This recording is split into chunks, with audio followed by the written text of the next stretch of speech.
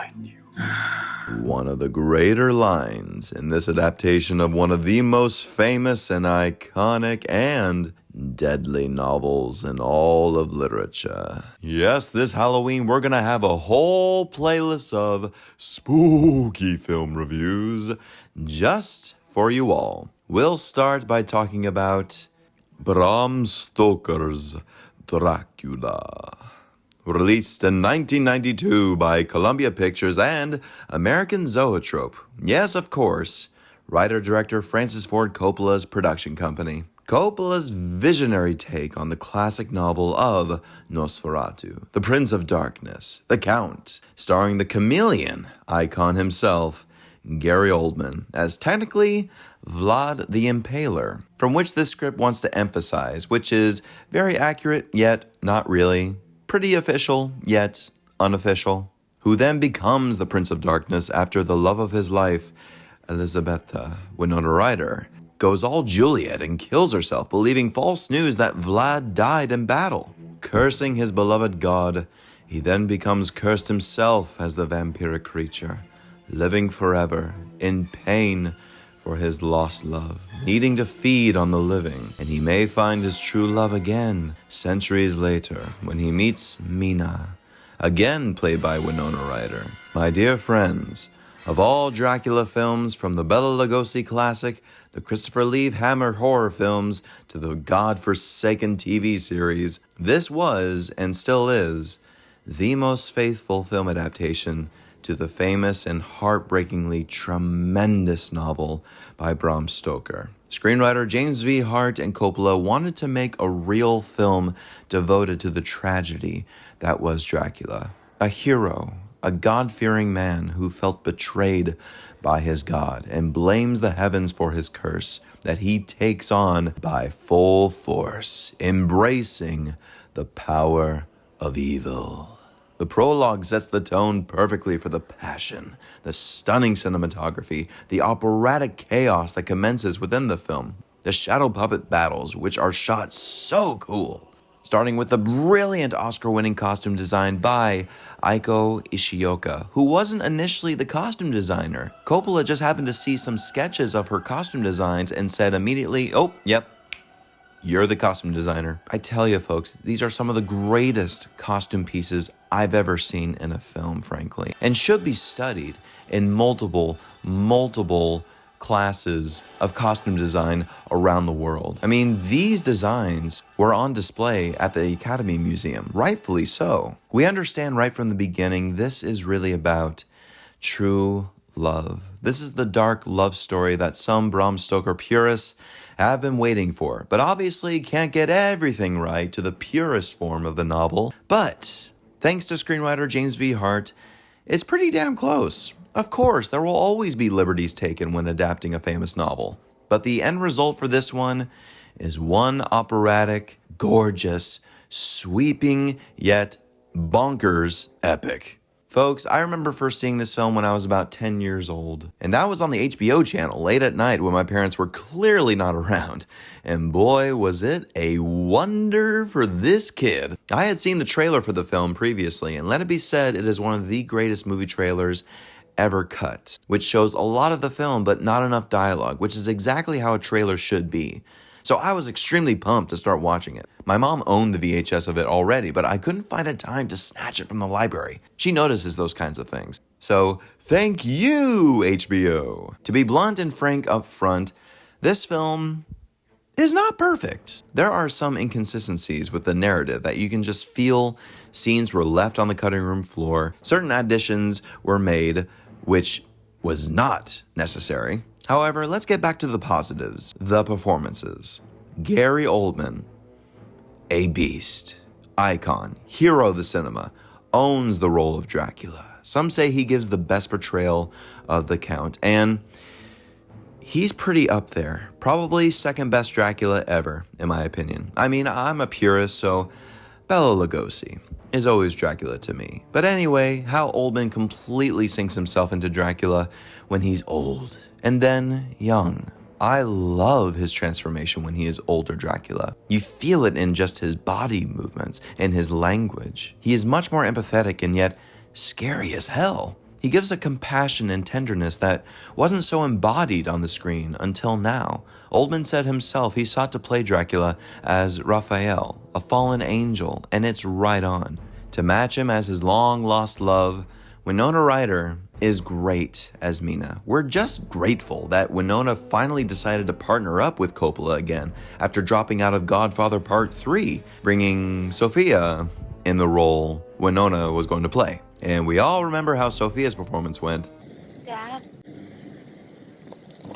Some people give Winona crap for her performance here as Mina, but honestly, I think she's great here. Very brave, very transparent, romantic, endearing, and loving, and yet she feels a little lost herself. Once Dracula comes into the picture, how hypnotized she is by his romanticism. Every scene they have together is on fire, which shows that they were actually dating while making the film, but broke up, had a falling out while making it as well. Some say it was because of Oldman's intensity on set and behind the scenes. You're the one doing No, I'm waiting for Keanu. To- All I'm doing is waiting for Keanu because I can start. What are you waiting for Keanu for? Keanu never does anything. You just walk right out of the thing. And in order to get a certain reaction out of Winona in a scene, he almost insulted her. Or at least Winona felt insulted. And I mean, hey, when playing Dracula, I guess Dracula can possess ya. But on a serious note, we could be sure Cary was really taken over by the role. And we have a great supporting cast with Sir Anthony Hopkins. My God. I think Hopkins definitely went for the half Hammer horror and half Shakespearean take on Dr. Abraham Van Helsing. And I'm talking about the late 60s Hammer horror style. Hopkins has some wily-ass moments that are absolutely hysterical. You can't deny it. I know. But yet that's what makes his performance so much fun to watch. And yet again, creates such a mixed feeling about the film that there wasn't any solid, grounded direction.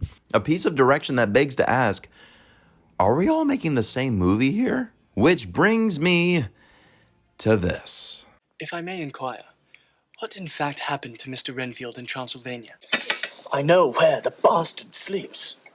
I brought him there. To Carfax Abbey. I've seen many strange things already. Bloody wolves chasing me through some blue inferno.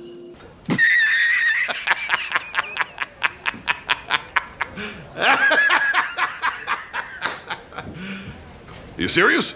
Ah, Keanu. Iconically, one of the worst casting decisions in all of cinema, and Coppola came clean about it. It's obvious. Keanu was cast as Jonathan Harker to get the young teenage girl demographic to see the movie. Pure and simple. Coppola wanted Johnny Depp to play Harker, which would have been massively better, but the studio wanted someone more of a heartthrob. You got it, Columbia, I guess. And I can't shit on Keanu too much because he does his absolute best. I really believe that. And yet one cannot erase the absolute hilarity and the ridiculousness that is his performance. For instance, just the fact that Count Dracula just floated over to you, not once, but twice. And you're not even fazed by it, Keanu? And how is his white hair so inconsistent once he returns to London? Just doesn't make any sense.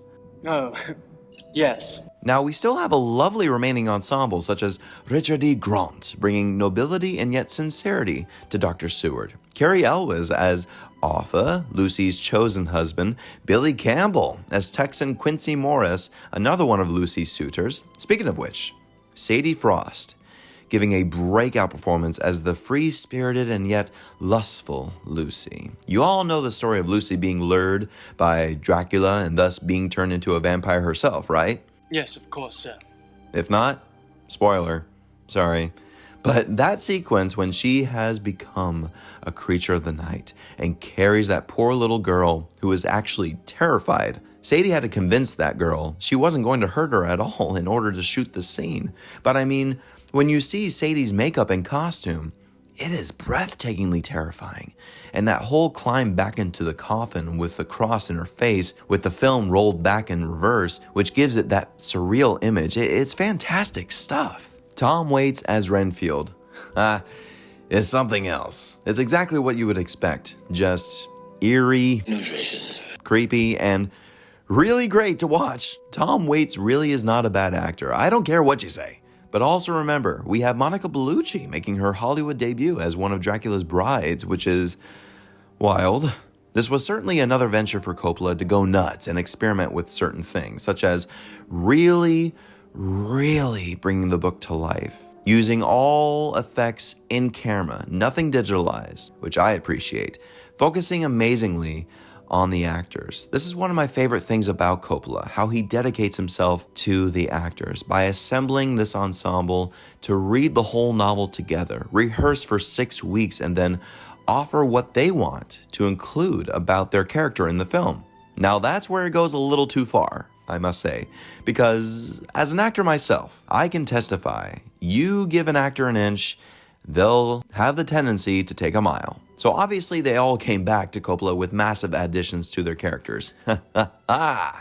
James V. Hart must have lost his frickin' mind. But it creates an environment of freedom, utter creativity, and like a play, brings the ensemble even tighter, despite certain performances going off the frickin' rails. Now, Oscar nominee DP Michael Bauhaus's cinematography is luscious and absolutely stunning, just as the production design on that LA soundstage is. Coppola guides it thrillingly. It moves quite well, and each transition is so dreamy and operatic, just as you would want from the man who helmed the masterpieces of The Godfather, Apocalypse Now, Megalopolis. Oh.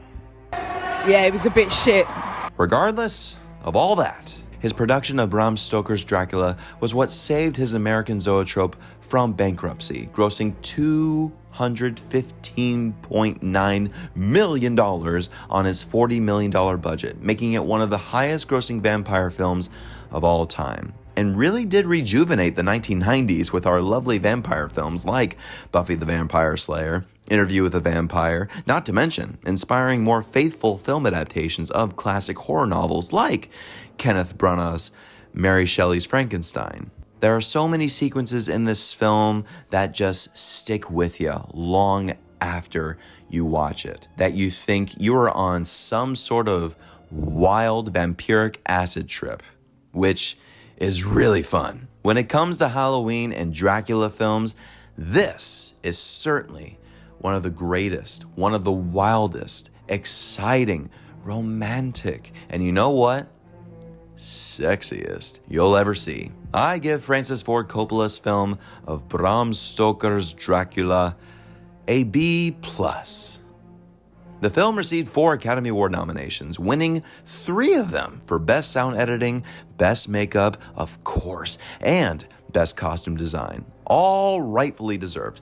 But if you frickin' ask me, why in the hell composer Wojciech Kilar's brilliant, luscious score was not nominated? Oh, come on! His score for this, folks, is absolutely the greatest companion to the story of Dracula. When I think of Dracula's ultimate tragedy, in its purest essence, Kilar's theme is the main theme I think about, which almost mirrors Christopher Lee's theme, but not quite at all. It's absolutely stunning and so amazing, and really gives the film its pace and steady heartbeat. It just gives me chills every single time I think about his use of the cello. It's unbelievably haunting. But now, children of the night, what do you think of Coppola's film of Dracula?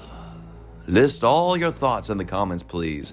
Like and share, be sure to subscribe. Thank you all ever so much for watching, and in the meantime, stay tuned for more Halloween-themed reviews coming.